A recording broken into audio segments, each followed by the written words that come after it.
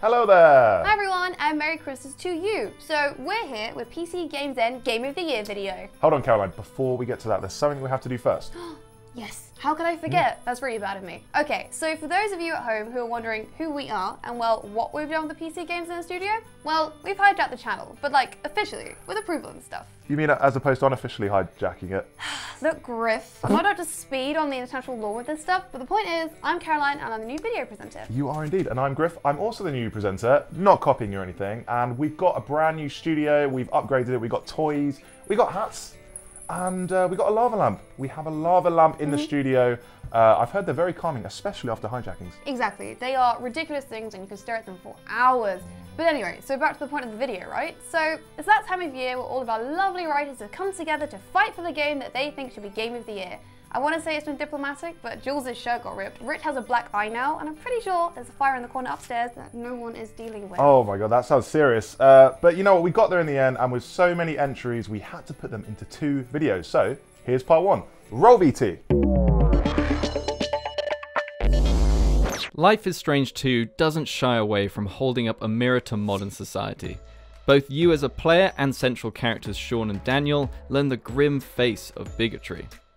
The salvation of a rest stop after a long, tiresome walk becomes a tragic scene of imprisonment, challenging both the player's actions and a young adult's understanding of the world as a dangerous, visceral dimension enters full force into the narrative. The initial chapter of Life is Strange 2 has set up a tale of responsibility and growth. There is an incredible weight behind every player action, moments that make you pause and breathe in your surroundings. With the promise of an almost totally unexplored power, a changing and challenging landscape, and characters still coming to terms with the true meaning of past events, Life is Strange 2's future episodes will surely continue to stun, provoke, and move in 2019. For most of 2018, Destiny 2 has been difficult to love, but Forsaken has been a remarkable turnaround, and all the more so for its suddenness. In one blow, it addressed almost every one of the community's grievances and inverted their perception of the game.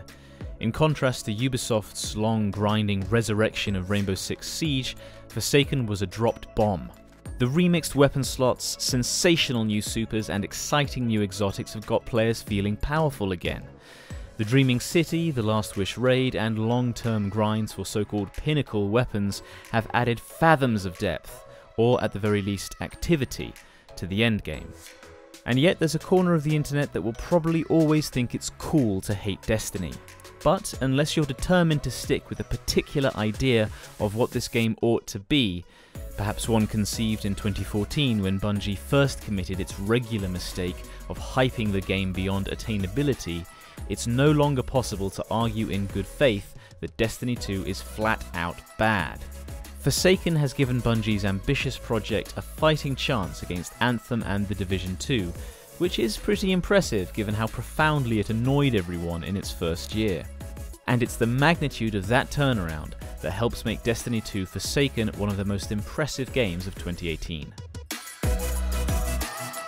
Okay, hands up, I am awful at car games. Yet here I am about to sing the praises of one of the most complex CCGs of them all, Artifact. I have been weirdly hooked by this Dota 2 themed car battler, and it's down to the 3 lanes that Artifact is built around. Essentially, you're running 3 games at once, which is an unexpectedly brilliant mechanic.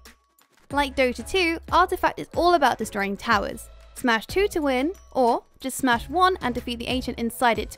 It's these differing methods of securing a win that has consistently kept me on my toes. Every match has me trying to predict my opponent's strategy, whilst attempting to stay 1 or 2 steps ahead of the game. Attempting being the key word for me there. It's no secret that Valve is notorious for creating games that not only stand the test of time, but also become the sort of rite of passage that one must play through. Artifact is yet another one of those. A thrilling, complex, and highly competitive game that will keep you coming back until you've mastered it, and then mastered it some more. I know I will be.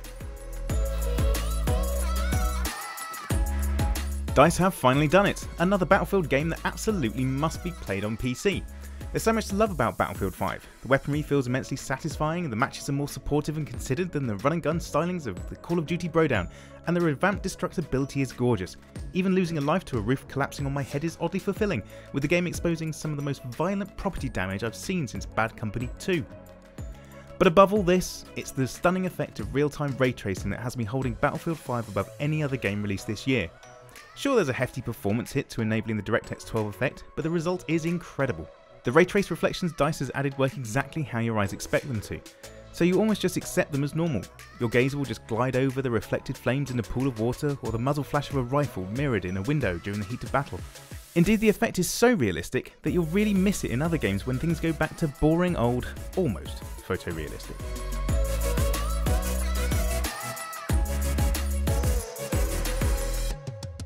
The Jurassic Park movies may have shown that making a dinosaur theme park is super dangerous and a really bad idea, but Jurassic World Evolution proves that the idea is also a pretty tough puzzle to solve. Oh, and that dinosaur theme park is also super cool. There are so many questions to deal with when it comes to locking prehistoric beasts behind bars. Can I cut costs by cramming a 70-foot long Brachiosaurus into a corner behind the hotel? How much space does one of the largest land animals really need? And what's the statute of limitations on multiple T-Rex attacks? The attractions themselves do have a habit of escaping, but it's never too much trouble to repair the damage and no one holds it against you for too long. Hey, the risk of getting trampled by a Torosaurus is part of the fun. Now just sign this waiver. Jeremy couldn't be here for the recording because he's off making his annual pilgrimage to see Father Christmas, but he wants you to know that his game of the year is Bad North, and here's why. Bad North, writes Jeremy, is a timely reminder that the RTS genre isn't dead, or struggling, it's just far broader than our standard definition allows for. Developer Plausible Concept has taken its own chunk of flesh from the genre's 90s heyday, the micromanagement of units, and doubled down. Click on a formation of archers and time will slow, revealing the dioramic island you're defending to be made up of many grids. You pick one, and essentially that's it. 90% of the game is positioning, with the remaining 10% reserved for special abilities, like bombs that explode with a charming crash of a cymbal. This is a game that is as cute as it is cold. Bad North finds strength in simplicity. You're never controlling more than 4 units at once. If you ever sighed in frustration after forgetting to queue any villagers for 20 minutes, this one's for you. Indie developer Lucas Pope captivated us back in 2013 with Papers, Please, and this year he did exactly the same with his second game, Return of the Obra Dinn. Playing as an insurance evaluator on behalf of the East India Company, you must board the abandoned Obra Dinn merchant ship and make an assessment of what happened to the vessel, the cargo, and the missing crew. Official documents make a return, but rather than stamping passports, you'll be filling up pages of your notebook. New scribblings help form deductions, but you need to assess 3 fates correctly in a row to have your suspicions confirmed. There's no guessing your way through, you need to provide reasoned justice to the souls that have been lost, and properly document the dead.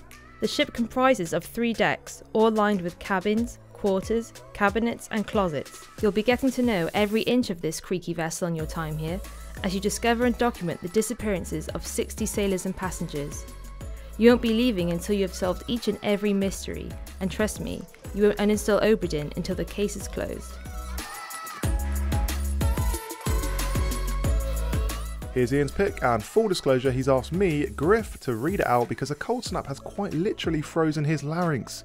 But don't worry about him because he's at home right now having a blast with his favourite game, Monster Hunter World. Real hunting, writes Ian, the kind that involves getting up extremely early, wearing ridiculous outfits and trudging around in the woods, isn't the most appealing activity, but Monster Hunter World will help you at least get a sense of the appeal. The core loop of the game is focused on hunting and killing beautifully designed gigantic beasts to create better gear which you can use to take on even greater monsters. You can see these numbers tick up over the course of the game, but more than any other game in recent memory, Monster Hunter World lets you feel your own innate skill developing. As you grow more comfortable with your weapon of choice, you'll find yourself growing bolder and less intimidated by monsters that terrified you early on. Hunter S. Thompson once wrote about the ocean, civilization ends at the waterline.